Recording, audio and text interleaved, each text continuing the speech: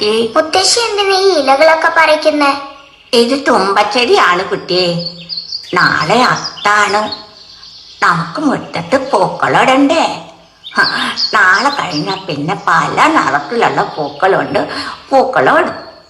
പിന്നെ ഓണായില്ലേ? എന്താ മുത്തശ്ശി ഓണം? അതൊരു കഥയാണ് കുട്ടിയെ. മുത്തശ്ശി ഇനി കഥ പറയാമോ? പറയാലോ, ശ്രദ്ധിച്ചു കേൾക്കണം കേട്ടോ.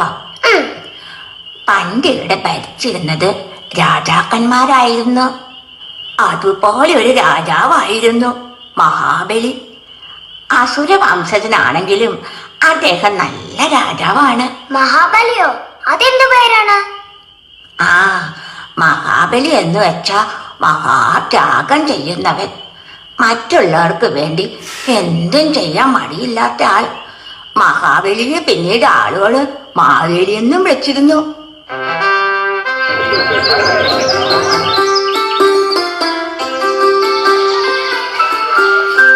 രാമു എന്ന് വളരെ സന്തോഷത്തിലാണല്ലോ. എന്താ കാര്യം? ഇത്തവണയും എന്റെ വയലിൽ 100 മേനി വിളവാണ്. 2 ചാക്ക് നെല്ല് കൊട്ടാരത്തിൽ എത്തിച്ചു. മഹാബലി രാജാവ് നേരിട്ട് വന്ന് എന്നെ പ്രശംസിച്ചു. 2 സ്വർണ്ണ പതക്കവും തന്നു. എന്റെ പച്ചക്കറി തോട്ടത്തിലും ഇത്തവണ നല്ല വിളവാണ്. ഞാനും ഇന്നലെ രാജാവിന് കാഴ്ചവെച്ചു. എനിക്കും കിട്ടി 2 സ്വർണ്ണ പതക്കം. എന്റെ കൃഷിയല്ല ഇത്തവണ മോശമാണ്. രാജാവിന് കാഴ്ചവെക്കാൻ എന്റെ കയ്യിൽ ഒന്നുമില്ല. കുടുംബം പട്ടിണിയിലാണ്. ഇതെടുത്തോളൂ. നാളെ വീട്ടിൽ വന്നാൽ 2 ചാക്ക് അരി തരാം. വിഷമിക്കണ്ട. നാളെ വീട്ടിൽ വരൂ, ഞാനും കുറച്ച് പച്ചക്കറി തരാം. ഇതെല്ലാം നമ്മുടെ മഹാരാജാവിന്റെ മേന്മയാണ്. നമ്മുടെ മഹാരാജാവ് വളരെ നല്ലവനാണ്. മഹാബലി രാജാവ് വാഴട്ടെ.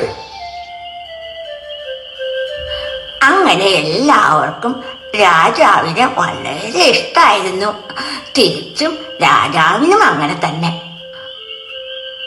മാവേലി നാട് വാണിടും കാലം മനുഷ്യരെല്ലാരും ഒന്നുപോലെ ആമോദത്തോടെ വാസിക്കും കാലം ആപത്തെങ്ങാർക്കും മുട്ടില്ലതാനും ആദികൾ വ്യാധികളൊന്നുമില്ല കാലമരണങ്ങൾ കാണില്ല ദുഷ്ടരെ കൺകൊണ്ടു കാണാനില്ല നല്ലവരല്ലാതെ ഇല്ല പാഴി കള്ളവുമില്ല ചാതിയുമില്ല എല്ലോലമില്ല ഒളിവാഴനം കള്ളപ്പാറയും ചെറുനായും കള്ളത്തരങ്ങൾ മറ്റൊന്നുമില്ല മാവേലി നാട് വാണിടും കാലം മനുഷ്യരെല്ലാരും ഒന്നുപോലെ ആമോദത്തോടെ വസിക്കും കാലം ആപത്തെങ്ങാർക്കും ഒക്കില്ലതാനും.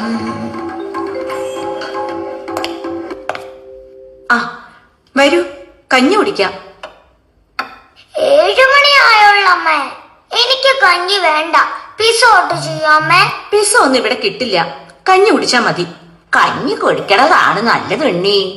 പിസ ഒക്കെ ദുബായിൽ പോയി കഴിക്കൂ. അതുപോലുള്ള ഭക്ഷണമൊന്നും മുത്തശ്ശിക്ക് പിടിയില്ലാട്ടോ. നല്ല ചൂട് കഞ്ഞിയും ഉപ്പിലിട്ട മാങ്ങയും നല്ല രുചിയല്ലേ. വരൂ കുട്ടിയെ. എനിക്ക് മതി. അത് പാടില്ല. ഭക്ഷണം കളയാൻ പാടില്ല. മുഴുവൻ കൊടുത്തില്ലാച്ചാ ഞാൻ കഥ പറയില്ലാട്ടോ.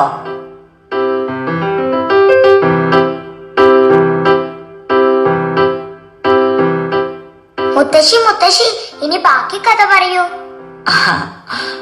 തൃക്കാക്കര ആസ്ഥാനാക്കിയാണ് മഹാബലി രാജ്യം ഭരിച്ചിരുന്നത്.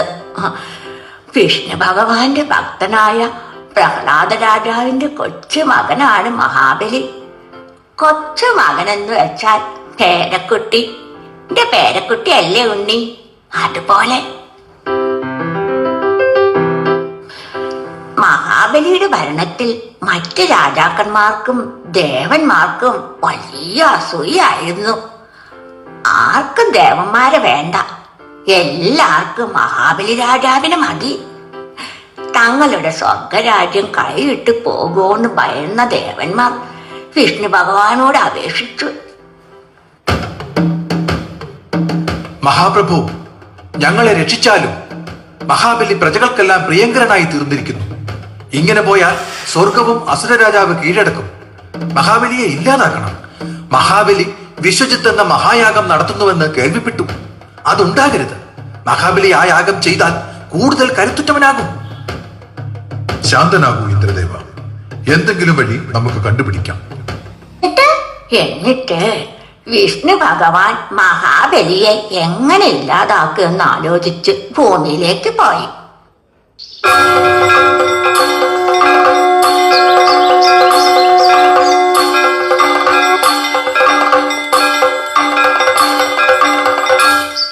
വരൂ ബ്രാഹ്മണമാല, താങ്കൾക്ക് എന്റെ യാഗശാലയിലേക്ക് സ്വാഗതം. അകത്തേക്ക് വന്നാൽ ഭക്ഷണം വേണമെങ്കിൽ ഭോജശാലയിലേക്ക് പോകാം. പിന്നെ ബാല, എന്താണ് വേണ്ടത്? എനിക്കിരുന്ന് പ്രാർത്ഥിക്കാൻ 3 അടി മണ്ണു തരാൻ സാധിക്കുമോ അങ്ങേക്ക്? ബാല, ഇത് മഹാബലിയുടെ നാടാണ്. 3 അടി മണ്ണ് മാത്രം മതിയോ? എന്ത് വേണമെങ്കിലും ചോദിച്ചുകൊള്ളൂ, അത് നമുക്ക് തരുവാൻ സാധിക്കും. 3 അടി മണ്ണ് മാത്രം മതി എനിക്ക്.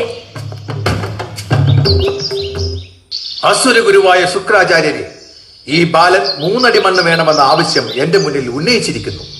വേറെ ഒന്നും വേണ്ടതാനും. പാവം, മഹാബലിയെ കുറിച്ച് ഇവൻ കേട്ടു കാണില്ല. അതാണ് ഒന്നും ചോദിക്കാത്തത്. അരുത് രാജാവേ, ആ ബാലന്റെ ആഗ്രഹം സാധിച്ചു കൊടുക്കരുത്. ഇതിനു പിന്നിൽ വലിയൊരു ചതിയുണ്ട്. ഗുരു, അങ്ങേക്ക് എന്തു പറ്റി? ഈ ബാലൻ എനിക്ക് എന്ത് ദ്രോഹം ചെയ്യാനാണ്? ആരെവിടെ? ഈ ബാലൻ ആവശ്യപ്പെടുന്ന സ്ഥലത്ത് 3 അടി മണ്ണ് അളന്നു കൊടുക്കൂ. അരുത്, ഞാൻ എന്റെ പാദം കൊണ്ട് 3 അടി അളന്നെടുത്തുകൊള്ളാം. ശരി, അങ്ങനെയാവട്ടെ. ആ ചെറിയ ബാലൻ ഭീമാകാരനായി വളർന്നു. ഒരടി കൊണ്ട് സ്വർഗവും 2ാമത്തെ അടിയിൽ ഭൂമിയും നരകവും വളർന്നു. അത്രയ്ക്ക് വലിയ കാലോ? അതേ, വിഷ്ണു ഭഗവാൻ വേഷം മാറി വന്നതാണ് ഈ മഹാബലി ഇല്ലാതാക്കാൻ. 3ാമത്തെ അടി എവിടെ വെക്കും രാജാവേ? എന്റെ പ്രജകളെ ഇടയ്ക്ക് വന്ന് കാണുവാൻ സാധിക്കുമോ പ്രഭോ? എനിക്ക് ചിങ്ങമാസത്തിലെ തിരുവോണ ദിവസം വന്ന് പ്രജകളെ കണ്ടോളൂ. അങ്ങനെ മഹാബലി നമ്മളെ കാണാൻ വരുന്ന ദിവസമാണ് ഓണം. അത്തം മുതല് 10 ദിവസം വീടിന് മുന്നിൽ പൂക്കളൊരുക്കി നമ്മൾ മാവേലിയെ വരവേൽക്കും. തിരുവോണ ദിവസം സദ്യ ഒരുക്കി നിലവിളക്ക് കത്തിച്ച് ഇലയിൽ വിളമ്പി നമ്മൾ അദ്ദേഹത്തെ ആദരിക്കുകയും ചെയ്യും.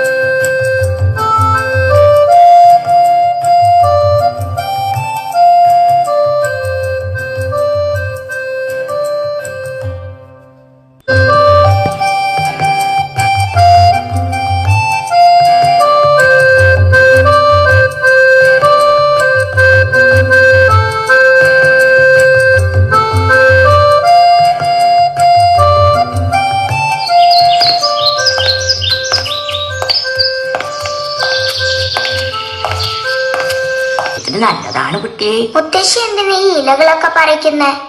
ഇത് തുമ്പച്ചെടിയാണ് കുട്ടിയെ. നാളെ അത്താണ്. നമുക്ക് മുറ്റത്ത് പൂക്കളിടണ്ടേ? നാളെ കഴിഞ്ഞാൽ പിന്നെ പല നിറത്തിലുള്ള പൂക്കളുണ്ട്. പൂക്കളും പിന്നെ ഓണായില്ലേ? എന്താ മുത്തശ്ശി ഓണം? അതൊരു കഥയാണ് കുട്ടിയെ.